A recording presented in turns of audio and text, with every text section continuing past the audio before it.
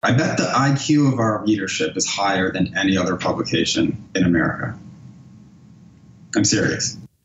That was Jay Ruttenberg, the editor and creative mastermind behind the Lowbrow Reader, which is a high-minded zine dedicated to lowbrow humor.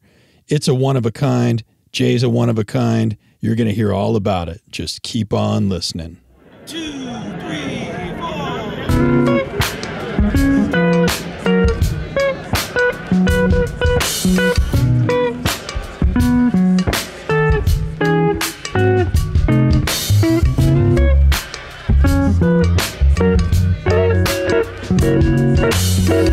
Hey, all you podcast people out there, how's life in your house? John here, you're listening to Season 2, Episode 18 of Make Moves. This episode features Jay Ruttenberg, the creative mastermind and editor behind the Lowbrow Reader. I think you're going to dig what he has to say. He has really accomplished something that I don't think most people, including himself, ever expected would happen. A magazine, a zine dedicated to lowbrow humor. Who doesn't love that? As you're going to hear in the interview with Jay, the Lowbrow Reader isn't actually lowbrow. Although I didn't realize it when Jay agreed to do the interview. After doing some research, I realized that some of the finest journalists and writers in the country are contributors to the Lowbrow Reader. By day, Jay and his collaborators are working on some of the most respected publications out there. We're talking places like New Yorker, GQ, Sports Illustrated, Harper's, and so on. They work at national news outlets. They're Guggenheim Fellows, MacArthur Fellows. And in their spare time, when passion projects call them, they write for the Lowbrow Reader, which Jay invented out of thin air to fill some kind of a cultural void so he could write about his deep love for the movie Billy Madison, as you're going to hear about. But first, a few announcements. Announcement number 1. I am editing this episode in a cozy but efficient mobile studio set up in the back of my new, for 1987, Volkswagen camper van. That's right, folks. I got a camper van. The van has affectionately been named Guapo, and the studio in the back is named Studio Guapo. I think studios may be an overstatement. It's a laptop and a microphone, but it functions. I've got some friends who have a podcast on film directors. They recorded an episode in Studio Guapo not too long ago. It's a real hoot. Having a mobile studio has been a dream of mine for over a decade, maybe even 2 decades now.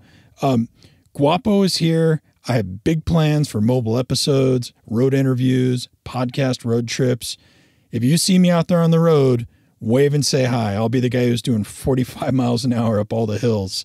But really, it probably doesn't matter how fast or how slow I'm going because the sky is the limit as long as I can get there by surface streets. I can't wait to get out there on the road. That leads me to announcement number 2. You may be aware that the whole world is staying home. We're in the middle of a pandemic and nobody has the answers about anything. Did you all hear about that? First of all, I'd like to just send out some wishes for all of you. I hope you're all doing well. You're healthy. You're making your way through this okay. It's definitely a strange time. That said, I'm actually feeling kind of encouraged. I wish it didn't come at the cost of a global pandemic, but I think we're going into new times with some kind of unimagined possibilities. As usual, I'm watching the creative risk takers out there because they always seem to lead the way with everything. And the upside of being at home all day in your house is time. I know creative people out there getting busy. You might have noticed that this episode's been months in the making. When the old ways of operating in the world eats up all your time, that's a problem. So true, there's some weird darkness out there, but when the world started going dark, I just turned on my desk lamp and started getting after it. I'm doing my best to take advantage of the stillness that comes with this shutdown of life as we know it.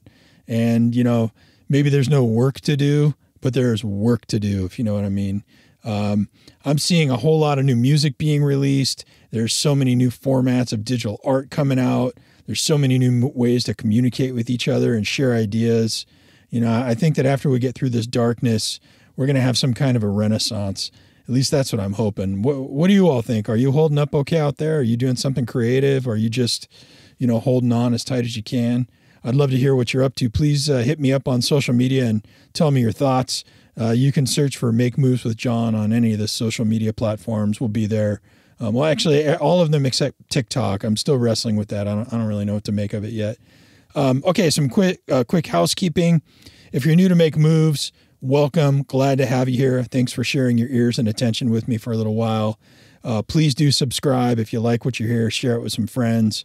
That's the best way to grow an audience organically, and I hope that you'll share with the ones you love if you love it. Okay, Jay Ruttenberg's interview is up next. Go ahead, turn on your ears, get ready to hear the goodness that is Jay Ruttenberg.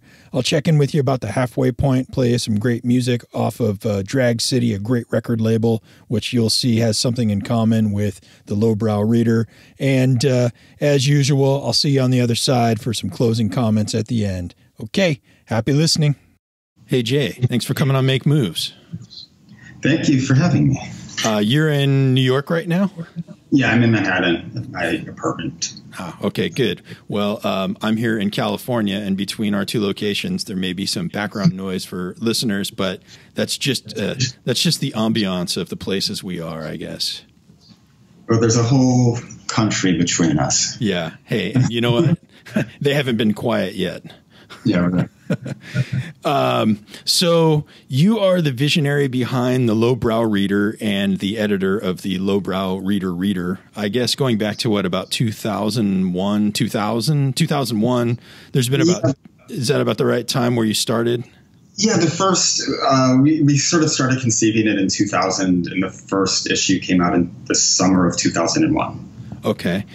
So since then, there's been about 10 issues of the Lowbrow Reader and one big edited volume. If I'm understanding this correctly, after having looked at a handful of your materials and the volume itself and your website, I don't know if I'm describing this perfectly, but it is a print journal that's dedicated to humorous articles, hilarious cartoons and illustrations, and then these beautiful reverent pieces about comedy itself. Is that roughly how you would describe Lowbrow Reader? Yeah, that's probably a better description than I would give. Yeah, I mean, it's a comedy zine. It's the shortest way to say it. And we published, as I said, it started in 2001. We published our first issue, and we published 8 issues, I think through 2010. And then Drag City published our book anthology, The Lowbrow Reader, in 2012. And then I did 2 more issues, and we're working on a 3rd right now. So I think the book kind of marked a culmination point, and then I decided to keep doing it because I really missed publishing it. Okay. And so I think, as the name would suggest, you have a primary focus on lowbrow comedy, and I think we should come back to that a little more. I noticed that of all of the journals that I've seen so far, they have these scatological illustrations on the cover with some type of nod to toilets. So this is where it got really sort of deep for me. There is some homage to lowbrow, and despite all this unlikely setup, it has grown from, I think, a zine to this respectable, perhaps even maybe trailblazing publication that works with, well, yourself, and then a whole list of indie cultural tastemakers at Drag City and contributors. I'll just name a few: David Berman, Shelley Berman, Drew Friedman, Gilbert Gottfried, Neil Haggerty, Rick Moranis, George Saunders, Patton Oswalt, Gilbert Rogan, Amy Heckerling, cartoonists, authors, directors, comedians. It's this is kind of a bizarre idea to me, and yet all of these people have lined up behind you to do this. Yeah, shocking, man. I guess that brings me back to my very first question for you, which is, where did you get the idea to do this? Well, the short answer is when I was in college in the 90s, Billy Madison came out in, I think, 1995. It was the first big Adam Sandler movie, and it was critically dismissed in a way that I found offensive. I didn't see the movie right away because it got such horrible reviews. I'd always liked Adam Sandler's comedy record and on TV. And then I sort of reluctantly saw the movie when I was in college, and I was shocked at how delightful it was and how smart it was and how great it was. And I was really shocked at how horrible every single one of the reviews was. There wasn't a single positive review for the movie. And it seemed to me that there needed to be some cultural space that could intelligently write about things that were being dismissed, such as that.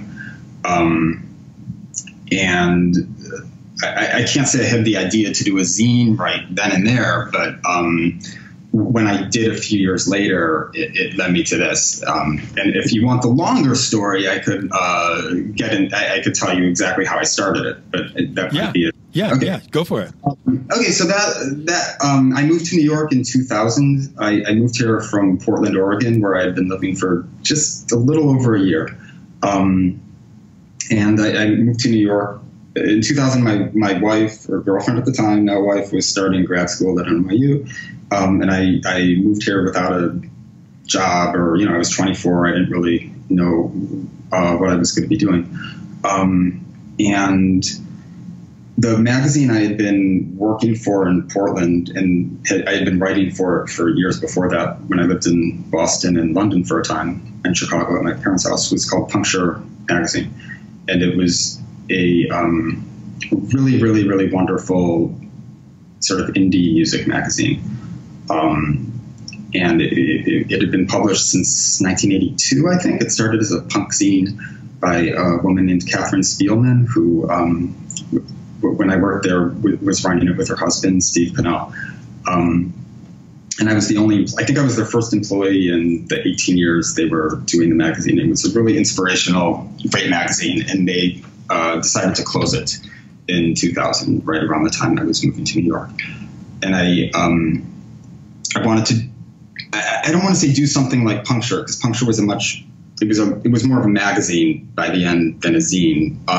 But I wanted to have a creative outlet like that. Like, I felt like when I was writing for it, I was allowed to do things that I don't think most 22, 23-year-olds would have been able to. I was given them, 5,000, 6,000 words to write about these bands that I liked. And I was really upset that I was losing that space, and I wanted a space of my own. But instead of doing it about music, I did it about comedy. Yeah, and I think I read somewhere on your website that you saw that there was, well, and you said it earlier, there was a huge need or a huge lack of a space to talk about comedy. All kinds of other areas are oversaturated with magazines and whatnot, but this was like a real hole that you found. Right, and at the time I was coming from indie rock. I mean, Puncture was a big indie rock magazine, and very soon after, within months of getting to New York, I started working at Time Out New York as a music writer. So I was, existing in that world, and I loved indie rock, and I still do. But there was kind of an absurdity in that parts of it were covered. It almost seemed preposterous how much media coverage there was for some of these bands that very few people would listen to. So you would read about a band, you would hear interviews with bands as if they were, the second coming of Jesus Christ or something. And then you would go see them in a club, and there's, 47 people there watching it. Or, that's actually a lot of people. You might read something about them in the New York Times, or these, interviews where you're knowing their pets' names and stuff like that. And then there's, 12 people at the concert. So it was almost over-covered. And then at the same time, you had these great comedians that millions of people were seeing that were essentially ignored by any written media. And I kind of wanted to address that to some degree. The joke is now that's not the case. I think now comedians are covered like indie rock guys used to be covered. I feel like that's actually sort of saturated now. Whereas for various reasons, I think indie rock is actually not covered enough right now. So, I don't know. That was definitely the initial impetus, though. Yeah, it's an interesting dilemma. And do you have any sense of why at the time comedy and comedians were not being covered? Is there something about them that, journals except for yours don't like? Well, I mean, again, now I think with like Split Sider, which became New York Magazine bought it or whatever, and the New York Times, Jason Zinnemann has just tremendous comedy coverage there, and I feel like comedians are really covered now in a way that they weren't then. At the time, it just wasn't cool, and I think it just even when I would tell people what I was doing, they kind of scoffed at it. It wasn't seen as something that was culturally relevant or interesting or smart, especially something like Adam Sandler or Howard Stern, who's kind of probably my favorite guy. It was stuff to sort of be looked down upon a little bit. And I'm wondering, at the time when you started all this, you were a pretty young guy. It sounds like you weren't really sure what you were doing with your life. And you stumbled onto something that most people thought was, I don't know, a bad idea or something to look down on. That takes some kind of resolve on your part. Like what? Why did you think it? I mean, aside from the idea that it's not happening, how did you justify it to yourself that this is how I'm going to spend my time? Well, it's a good question. Quite frankly, I still don't know how to justify it to myself. It still seems kind of absurd. Especially being a journalist, you're sort of trained to sniff out the next byline and the next dollar, and then to pursue something where you're certainly not making money and sometimes even losing a little money. And it's not writing's no picnic. It's not fun in the way that like I have fun playing tennis. So it is something I wonder sometimes, like, why am I doing this? But I think at the end of the day, it's because it's not easy and it might not be fun, but it's really gratifying and I kind of need to do it. Do you think that, I was looking at it and I saw this amazing buy-in from contributors and whatnot. And like I said, in our pre-conversation, I do have a bit of a cultural blind spot. There's a lot of things that I don't know about the literary world and the entertainment world. I was focusing my energy in other places. So when I was looking up yourself and some of these people that are, involved with this, like they're heavies. Like they're also writing for New Yorker and things like that. I mean, these are not small names in this field, and they're lined up behind you. I imagine, did that feel good, or were you just leading them like the Pied Piper or something? How did? I'm hardly that. Yeah. It felt great. And surprising in some ways. And I should say that it was very gradual, though. I think the first issue we did, we actually had, to me at the time, we had one kind of, one of the names you mentioned was Neil Haggerty.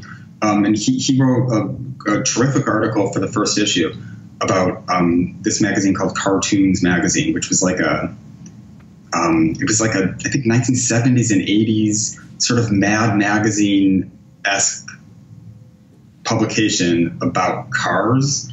And he wrote this really beautiful article about it. And Neil was, and maybe still is, I can't really tell, in the band Royal Trucks, which in the 90s, it was probably one of my, one of the like 2, 3, 4 great bands for me in the 90s. And I had known him a little bit just from having interviewed them. And then I interviewed him later and asked if he wanted to contribute to this zine I was starting out. I liked some of his writing. And I was kind of surprised that he said yes, because we hadn't published anything. And not only did he say yes, but he kind of, in a weird way, led me to make the Lowbrow Reader what it became. In that I was emailing with him, and I think he had sort of 3 ideas, and there were 2 really obvious ones. Maybe those were even mine, actually. I think one was about the movie Joe Dirt, the David Spade movie, which would have been the sort of obvious thing to do. And then there was this idea about cartoons. And I said, well, the cartoons one makes me nervous because I've never heard about it. So why don't you do one of the other two? And so, of course, he did the cartoons one. Right. and it was one of those moments that I sort of got his article and I read it and edited it. And then I was thinking, exactly what do I want to do here? Do I want to just have short, simple articles about Joe Dirt, or can this be something more interesting? Can we have a really long article about this obscure auto Mad magazine publication that I had never heard of? And it was a little scary, but I went with that and sort of followed that light to some degree, if that makes any sense. Yeah. I was really struck, actually. I don't know what I was expecting when I was reading through all of this stuff, but some of it is just hilarious, and a little bit of it's even crass, but some of it is so thoughtful and just like deep provoking of I just said it, thoughtful. It's just so thoughtful. And it kind of struck me as, it's got the word lowbrow in the title, and yet it's a very high-minded approach in some ways to thinking about lowbrow work, or what is conceived as or perceived as lowbrow work. And yet none of it doesn't come off as pretentious. Right. And I think, and thank you. I think in some ways maybe just calling it that and having, as you said, each cover, including the book, has like a toilet illustration by John Mathias, who's this wonderful artist. And so it's kind of like a toilet gag on the cover. And I feel like in some ways that kind of gives license to be as high-minded and pretentious as you want to be, because it has this sort of rough exterior. I think I've heard people say this before. The person it's not my idea. Jeff Lewis told me this in an interview once, so I'll cite him, although I'm sure people have said it before him. But one of the great things about punk rock, especially New York punk rock, was it seemed really stupid. It seems really dumb and simple, but it's really smart and artistic. But because of that exterior, only smart people got it. Everybody else just thought it was dumb. And it was almost like this test. So you have to get past that. Like, you have to, once you look past the fact that the Ramones look like delinquents, you realize that that's kind of a joke and that there's something quite brilliant going on. But only smart people really got that. Right. And I think a lot of culture that I really like does that to some degree. And I think inadvertently or not, I think we do that a little bit. And have that kind of guard in a way. And I'm not saying it's as great as any of the things I mentioned, but it still has that quality. Do you feel like your readership, I mean, are they really low? It sounds like if you care enough to dig through the exterior to get to the good stuff on the inside of what you're doing, you're probably already bought in and a loyal reader. Do you see a lot of, repeat? Yeah. I think a lot of people, it's a small publication. So unfortunately, the whole world doesn't know about us. But I think a lot of people who do tend to really like it and to order more. I bet the IQ of our readership is higher than any other publication in America. I'm serious. You don't mind if I use that as your promotional snip for this? No, I go for it. I just thought of it now, but I think it might be true. Yeah, fuck Harper's. That's what I. That's funny. So I'm wondering, I mean, are you the guy who makes the final call on what articles and pieces do and don't get included in each issue? Yeah, it's not really submission based though. It's not. I mean, when it started out, we had a lot more sort of straight up humor pieces, and we tend not to have that many of those. So it's more I think it's more in a weird way, like a traditional magazine would, that things are, I don't want to say commissioned, but you know, a lot of it, there's an article in, what issue, Lowbrow number 9, a fantastic article about a character called Funny Man. And Funny Man was a failed comic book from, I don't want to say when because I think I'm wrong, but I'm going to guess the 40s, about a comedian who fought crime as like a superhero. Oh God, yeah. And the weird thing about it is his like Clark Kent name is, I think, Larry Davis. So it's like almost Larry David, but not.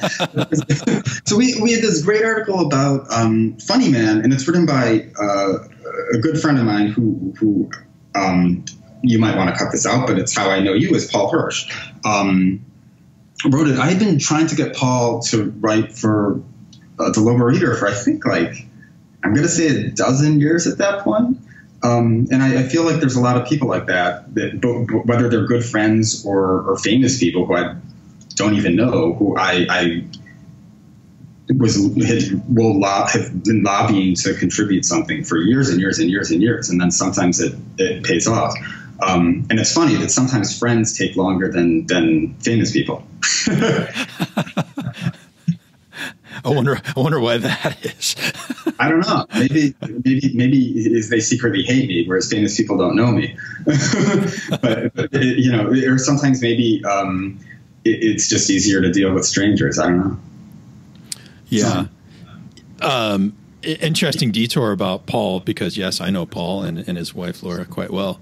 I mean, Paul is like, he's an American cultural historian of some sort. I think he has books on, what is it, like University of Chicago Press or something coming out. And yeah, like his whole background is like the role of cartoons in, you know, in history and in modern culture. And it's like, it's amazing to me that there is that high quality of writing out there on the topic, which you said earlier, sort of like is something that most people look down on. And I think there's so much to learn from your work here. Thank you. I think so. I hope so. I mean, it's kind of weird because like I really like I'm a fan of art the way I am of like the Yankees. Like I don't really know much about visual art, but I really like it and I see a lot of it. And I live in Chelsea in New York, which is kind of where all the galleries are. So I just happen to see a lot of it, even though I'm not an art person the way my wife is. And I really like, I guess, what people might call highbrow stuff. And then I really gravitate toward, as I said, like Howard Stern and Adam Sandler and Joan Rivers are sort of three of my favorite figures. And I think a lot of people would term those lowbrow. And the stuff in the middle is what usually is really boring. And I think sometimes that's maybe true across the board in all different art forms, that the sort of middlebrow stuff is what you can kind of just forget about. So, I don't know. How did you get hooked up with Drag City? Well, Drag City published our book in 2012. And I guess I asked them if they were interested in publishing it, and they were. And I am absolutely thrilled. I mean, I think I was probably more thrilled about that than, you know, getting to write for the New York Times or the New Yorker. To me, Drag City is I hold them in such awe in the way they operate and their taste that in some ways maybe it wasn't even healthy for me to do the book with them, because I hold them in such high esteem. I when I was in, you know, just as a music writer, going back to the 90s, I wrote a lot about Drag City stuff. It's just, I don't know when you're going to run this, but you know, David Berman just died. Yeah, I saw that. Yeah. So this has been on my mind a lot. I was thinking about it. The first time I interviewed him was, I guess, 1994, when I was 18 years old, for my college newspaper. I think that if there's a single influence on the Lowbrow reader, it actually might be Drag City, and just the way they have kind of navigated culture and found their own really smart individual niche within it. Yeah, I can see the connection there now that you talk about it. Yeah, I mean, I could talk about them forever. I really just think that they and again, it's on my mind a lot because of Berman. But like when you're talking about highbrow, lowbrow, I think that they've done that better than just about anybody or any organization, in that they have a collection of artists that are working in, I guess, a popular medium, that especially in the 90s were just operating on a much more intellectual level than pretty much everybody else around them, but not, for the most part, seeming pretentious or really artsy-fartsy, but just being really both grounded and intelligent and interesting. Yeah, I mean, I hope we fit in well with what they do. I think so.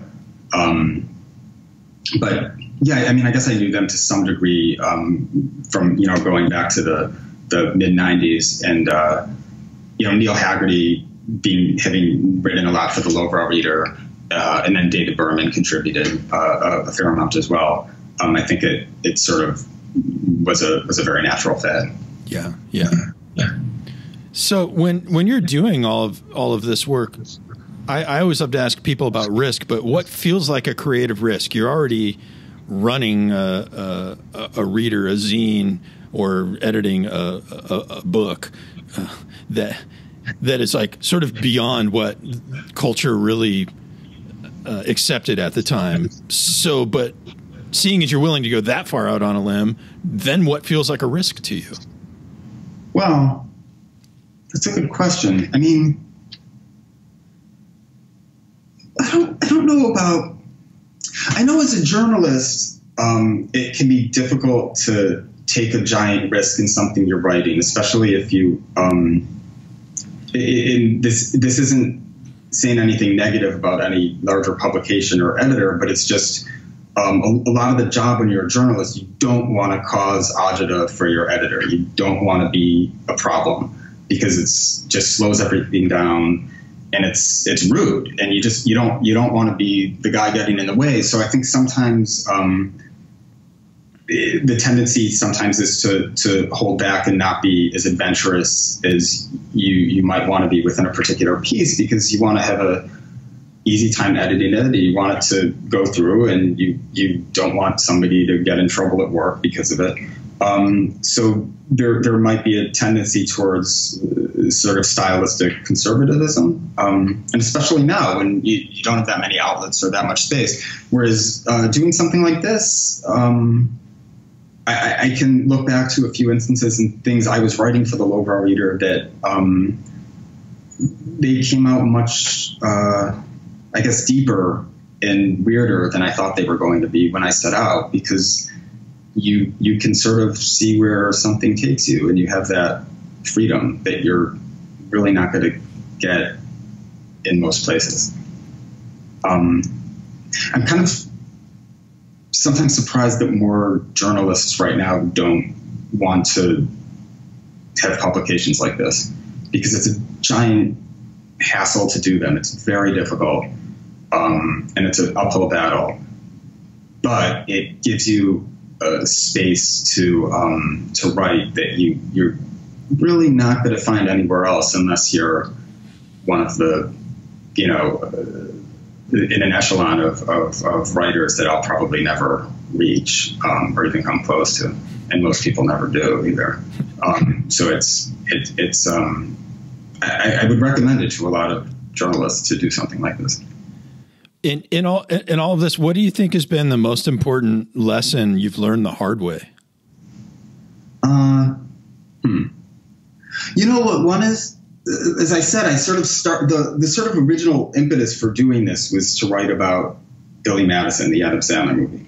And the very first issue, the first issue is, it's okay. There's some really good things, but I was 24, I guess, when I started it. And some of the writing goes back to earlier. It was like written in the 90s. But there's like a little page on Billy Madison.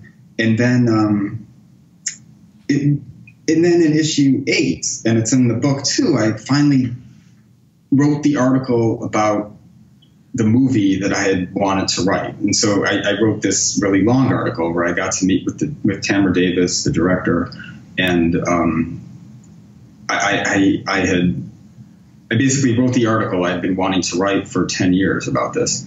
And I guess the lesson is just it took time for me to get to that place where I was able to do that. And I know this sounds ridiculous because I'm talking about a dopey, comedy. But for me, it was a big deal. And it takes time for things to gestate. And it just took me a while to get to the place where I could do something like that. So I think the lesson sometimes is just to be patient and to ride something out. With permission of Drag City, we are listening to the title cut off of King Kong's album, Me Hungry. It's a lowbrow tune, but I like it. Listen to the words real close. See if you can figure out what the song's about. Berries on bushes, bunches of bushes. And now the berries are inside me now. Inside me now, inside me now. Me hungry. Bunches of bushes. And now I push the little berries out. I push them out, I push them out. Ice age arrived. Vegetation died. And now the berries, they are frozen now. They're frozen now, they're frozen now. Me hungry. Lonely old yak. Icicle eye. Crow on its back. Me hungry.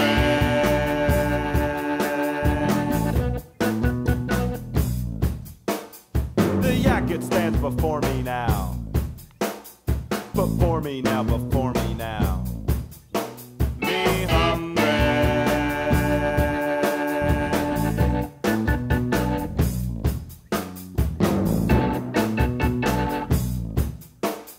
I beat it down, I beat it down. Me hungry.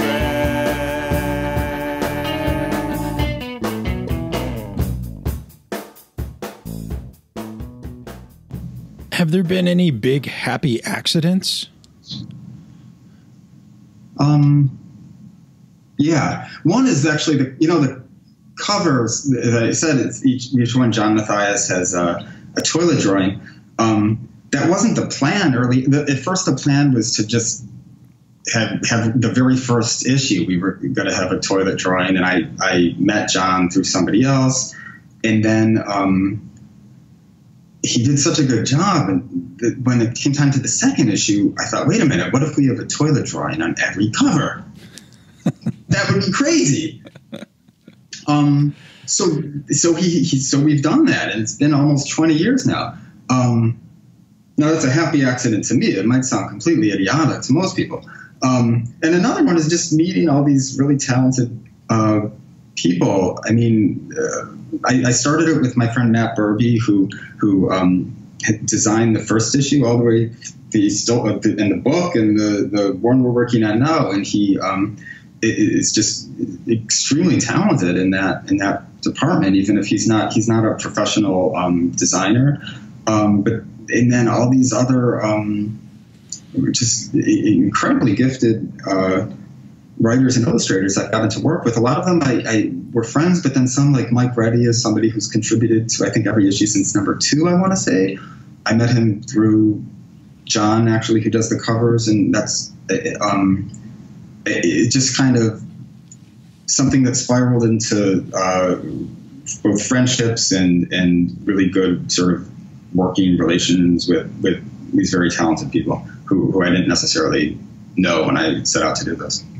Yeah, I was gonna ask you if it was all business or if you actually built friendships around this, and you just answered. But those friendships that you built, I mean, do you ever feel awestruck by the people that you're working with, and then suddenly you just realize, oh, they're human and we have common ground and we're going to work together? No, I mean, I never. I mean, I can't say. I used to, when I worked at Time Out, I worked at Time Out for like 11 years, so I got to interview a lot of, meet and interview a lot of musicians. And I want to say I was never really awestruck by people like that. I feel like the only time I was awestruck is I briefly met Paul McCartney, and I was awestruck because I wasn't interviewing him, so I had no reason to be talking to him. Whereas once you work, I feel like I interviewed Ringo Starr, and I don't think I was awestruck because I just had to do my interview, Even though you're sitting with a Beatle at the Carlisle, it's like, oh my God, but then you got to just sit down and talk to him, right? So I think once you're doing any kind of job, it's like, I would imagine like their dentists feel the same way, that it's like, well, there's Ringo Starr's teeth. I got to work on them. Right. Yeah. That's a funny observation. I'm not sure about this, but you kind of alluded to it earlier. I don't assume that there's huge money in the Lowbrow reader. I mean, I don't think you're going to be buying a private island anytime soon. Yeah, there's millions of dollars publishing a comedy zine in 2019. Yeah, no, there was no money whatsoever. But that's not really the point behind it. Do you do this all in your spare time? I know you. What are some other places where you write, and how much of this exists as a spare time endeavor? I mean, right now I write for the New Yorker most weeks. I write a lot of the not a lot, but I write the shorter like music listings in the front of the magazine. So I usually write a couple of those a week. And I have a 5-year-old, and I feel like that's where most of my creative, most of my creative efforts are going there. So yeah, I mean, the Lowbrow Reader is, I don't want to say it's a hobby, but it's the thing I do that I consider like most important in a way, and I focus on it in as much as I can. But at the same time, it's it's not where I make money or anything like that. Yeah, well, but you do have close to 2 decades invested in it. Yeah. And a lot of that time I was also I had a day job, so I was working at Time Out for basically the first 10, 11 years I was doing the Lowbrow Reader. I was working at Time Out, so it was. I didn't have a kid at the time, so a lot of this I was doing it on weekends and holidays, which is kind of like a busman's holiday, I don't know what I was thinking. Yeah, but that's what I did. Now with your life as it sits and having so much time invested, do you ever get tired or just beat up and worn out by this? No, I mean I will say it doesn't go as fast as I would like it to. I'm working on a new issue now, and I've been writing this article for months and months and months because it just requires it's a longer article, so it requires a concentration that I don't always get. So now I kind of had to put it on pause until the school year starts again.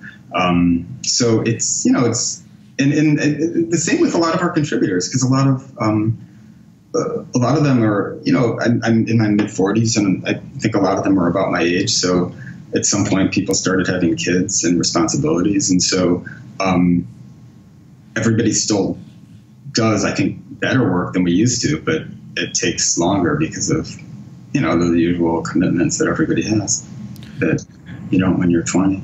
Yeah. So, I mean, do you feel like your solution is just, to avoid letting yourself or somebody else down, you just spend more time delivering a good product? Yeah, and also, especially in recent years, as online stuff has kind of taken over, I realized that there's no reason to do this unless I think it's great, because it's a total pain in the ass to do. It's harder and harder to distribute it. Like every time I do an issue, another one of our distributors is closed. And then I think Gem Spa is a place in the East Village that would carry it through the distributor. I thought, I'll just take some to Gem Spa myself. And then I realized Gem Spa doesn't even carry the New York Times anymore. They don't carry magazines anymore. So it's just harder on that end of things. So in order to do it and to put all that energy into it, it has to be great. It has to be amazing, at least by my standards. So, in a way, it's harder to do now because I feel like everyone has to have something that's surprising and funny and smart and like nothing you're going to really see elsewhere. And because otherwise it's pointless to do. My wife actually publishes a publication that's both similar and opposite. It's called Fashion Projects. And it's kind of like she's a university professor, and she teaches fashion studies, and it's kind of an extension of that. It's it's not really an academic journal, but it looks at fashion in a artistic, intellectual way.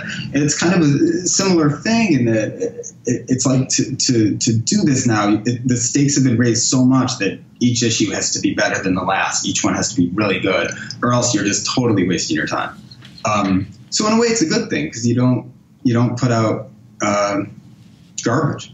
It forces you to make sure you have great stuff in each issue.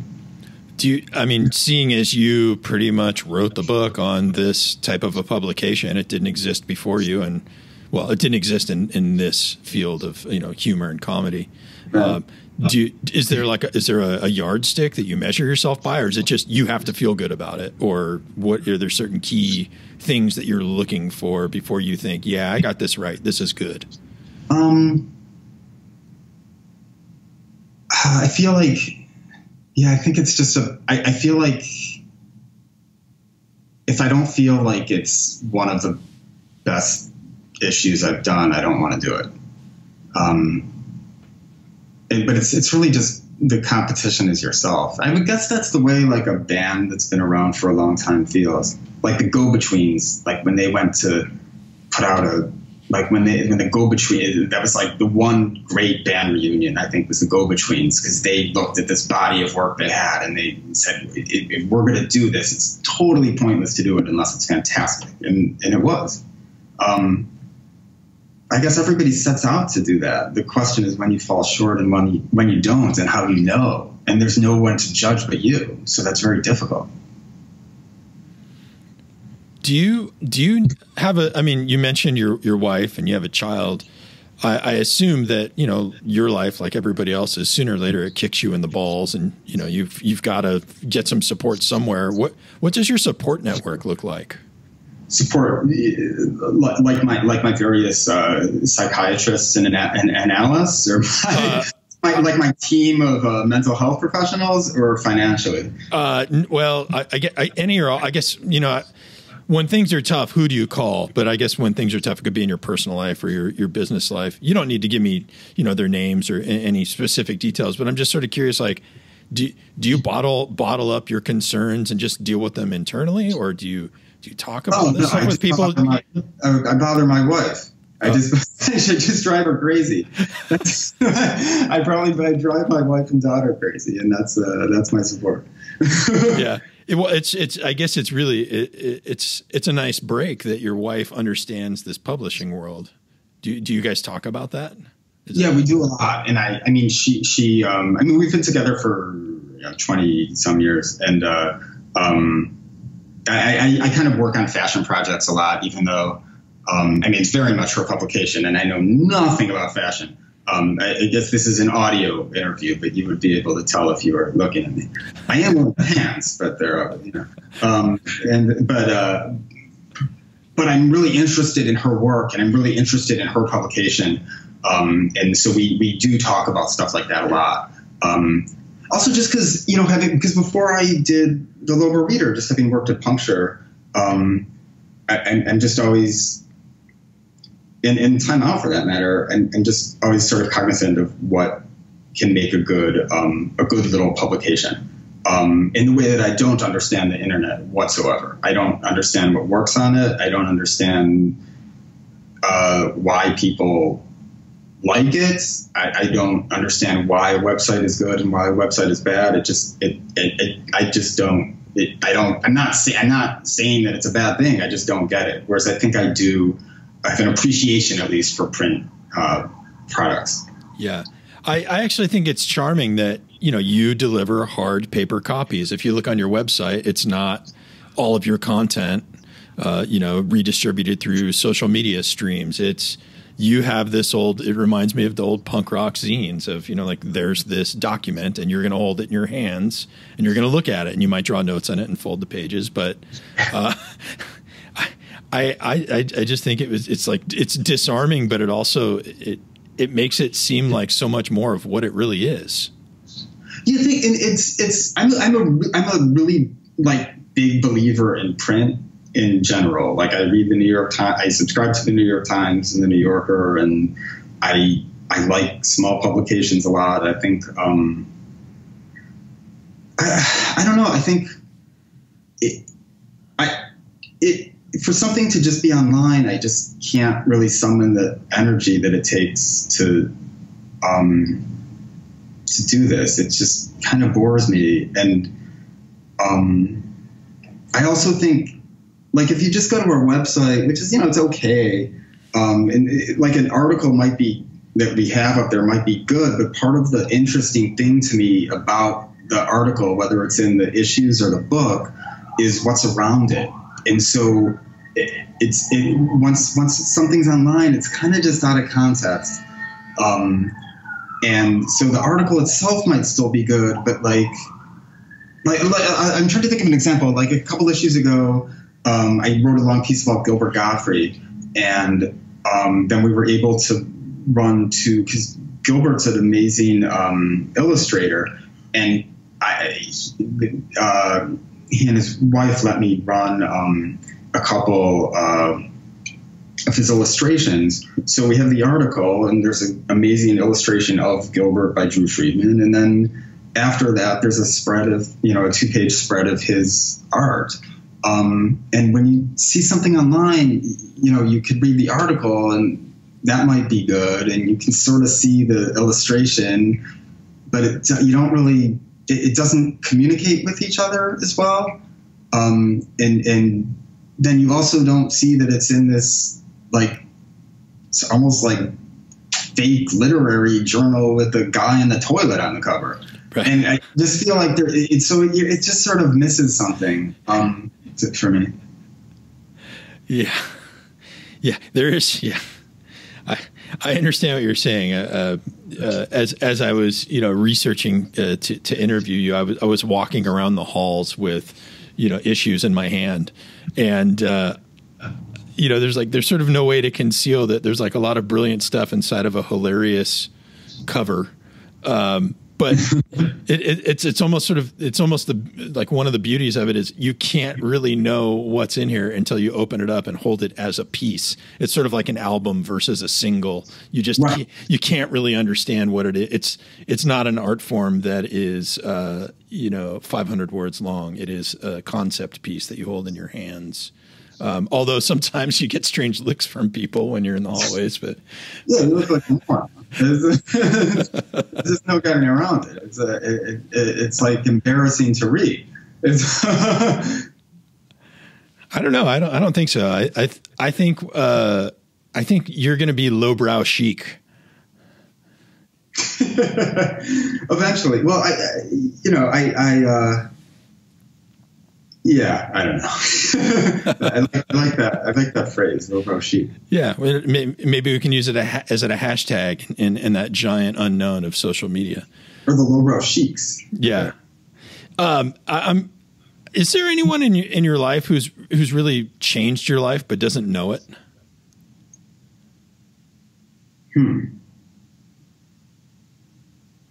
Well, that's a really good question. What about you? Is there someone in your life that's changed your life that doesn't know it? Yes. I think I learned that somewhere in interview school. You're not supposed to ask yes/no questions, but yes, there is someone who has changed my life. Although he's deceased now, right. But I had a jazz guitar teacher, which seems like an unlikely person to have a huge impact on your life, but he really did change my life in subtle ways. And I look back to it all the time. If he were alive, I would call him and tell him and say, "Hey, you made a big change for me." That's just one that pops into mind.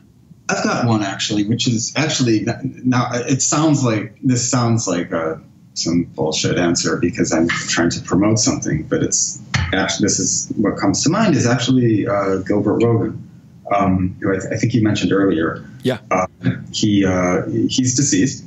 But he wasn't always deceased. That's one biographical tidbit about Gilbert Rogan.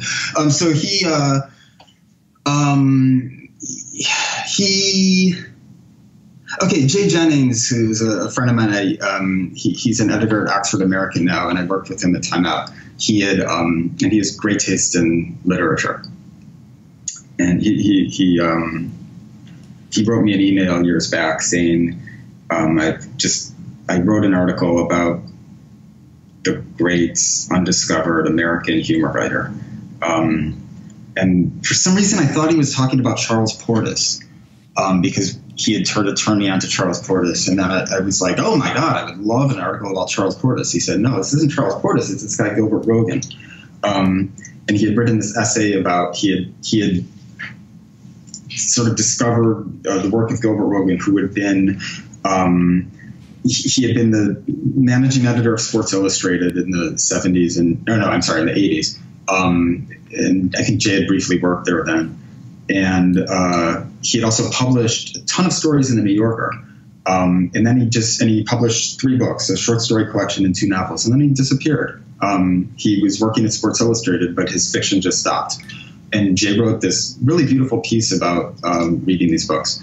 And I was preparing to run the piece in a Lowbrow Reader issue, and I thought maybe I should find out where this Gilbert Rogan guy, what he's up to now.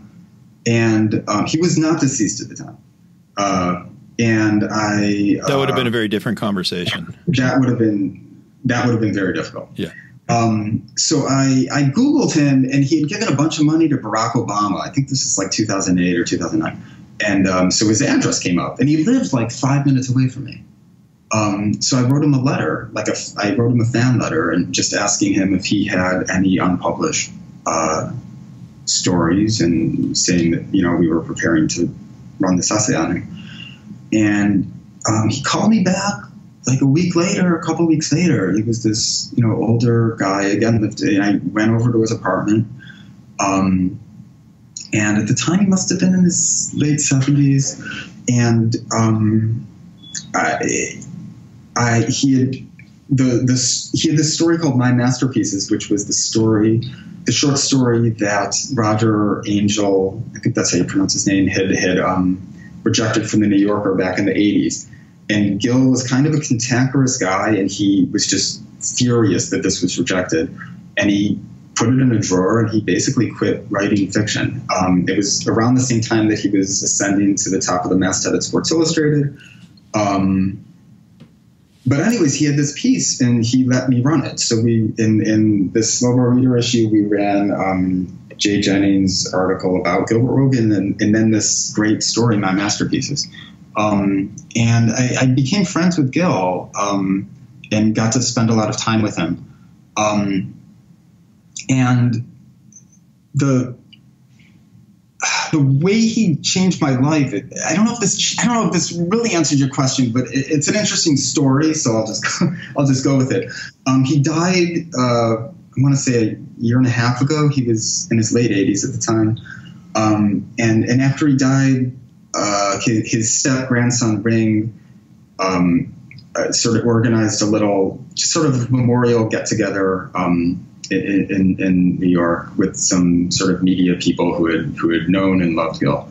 And one of the people was my friend Joe Angio, who had been he had edited Time Out, and he hired me at Time Out.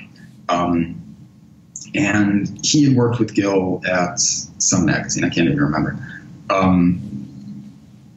And Joe was telling a story about how Gil always insisted on, he just pounded it into his head as a younger editor. I think it was never say, like, says Muhammad Ali. It's always Muhammad Ali says. Sounds like a simple thing. And Joe was saying that it just stuck with him and that Gil just pounded this into his head. And I was almost speechless because the whole time I was at Time Out, Joe had pounded that in my head. To always say, Muhammad Ali says, never says Muhammad Ali. And I always had heard that from Joe. And I did it, but that actually had come from Gil through Joe to me. And I just thought it was this kind of beautiful thing, and that, and it sounds like a small thing, but it was just this, like, this piece of good grammar being pounded into people's heads by this one guy, who we all knew, that I didn't know it was coming from him after years of being friends with him. That's a sweet story. So I don't know when this is. I don't know when you're posting this, but David Berman died about a week ago, and I don't want to glom on to other people's tragedy. I don't want to misrepresent anything. I was hardly an intimate of his,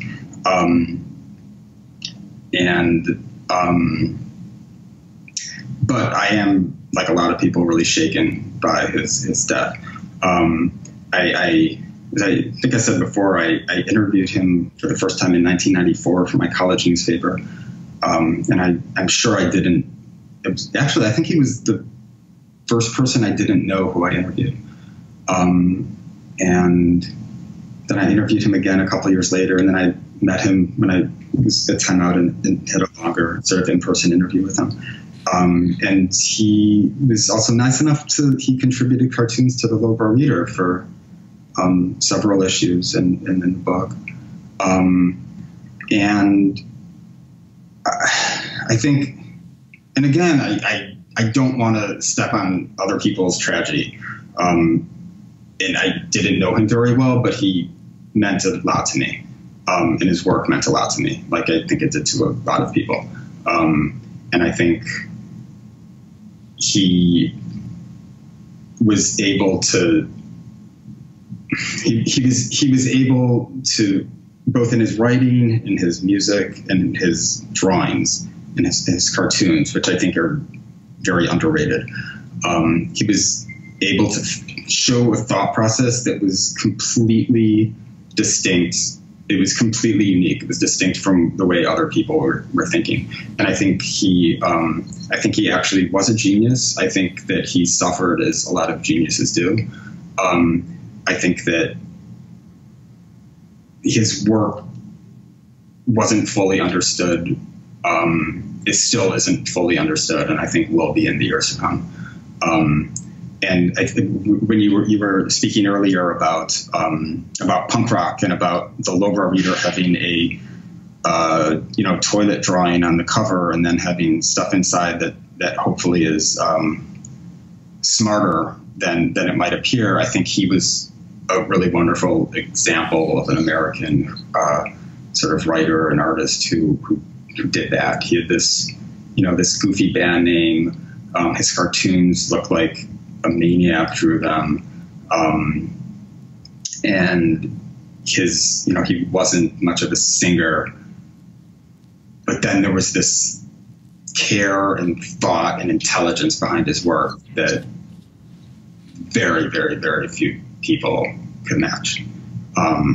And I feel like, especially when I interviewed him when I was in college, I'm sure I did not do justice to this work. I don't think I had the tools to understand it, much less write about it. I also think a lot of other people didn't either. I think he was kind of dismissed by a lot of people, and I think that's already changing, and it's going to change even more over the years. I think that's a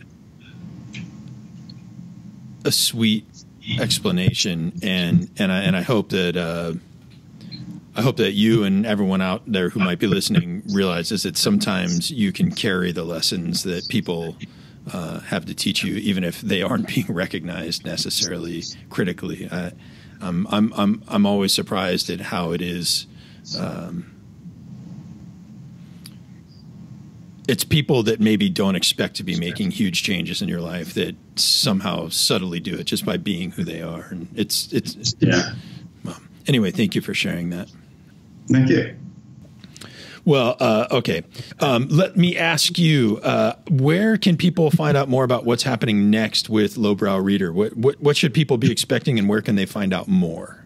Well, we're working on a new issue, which will hopefully be out soon.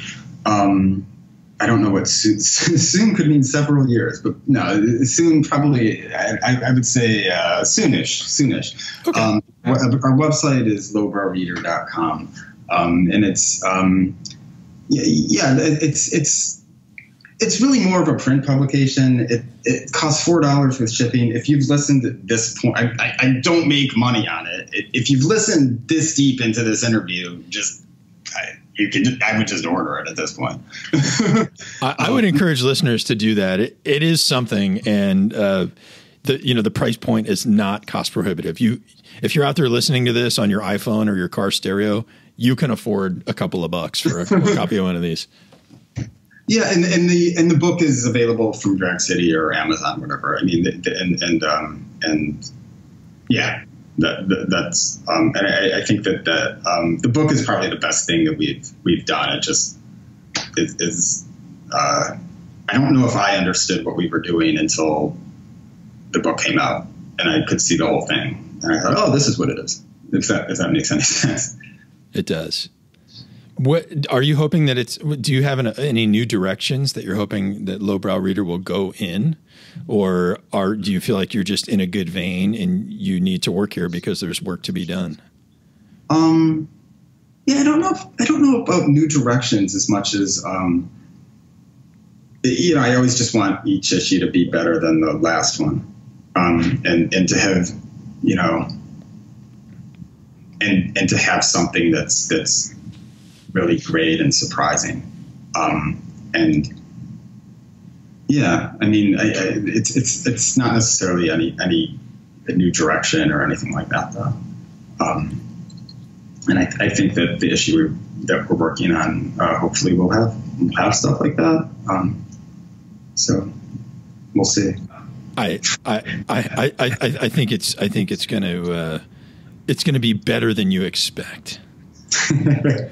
I will say, if you read it, if you read the book and you read the newer issues and you don't find something that's funny or smart, then I think you're just a total asshole and it's your fault. That's my, that's kind of where I'm at. It's like, it's not, then it's totally on you and you're probably an imbecile. But then, that's just that's just what I think. Oh, yeah. Now that is the best advertising campaign I have ever heard right there.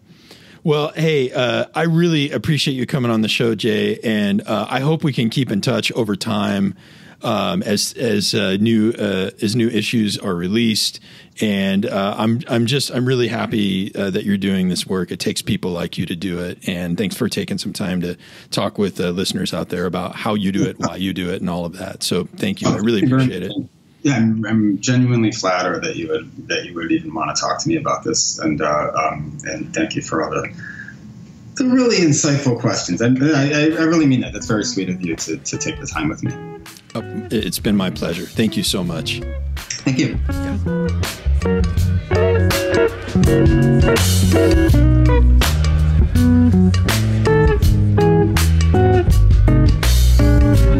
All right, folks, there you have it. This episode is coming to a close. A big thanks to Jay for coming on the show.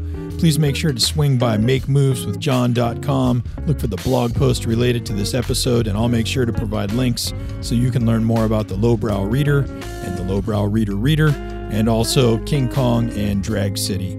Many thanks for tuning in and your time and attention. Normally at this point, I would tell you to go out there and make moves. But considering the pandemic, I'll say this instead. Take good care of yourselves. Be as safe as you need to be. If that means staying inside for a while, then stay inside and make moves. You guys are great. Keep tuning in. Talk more soon. Bye for now.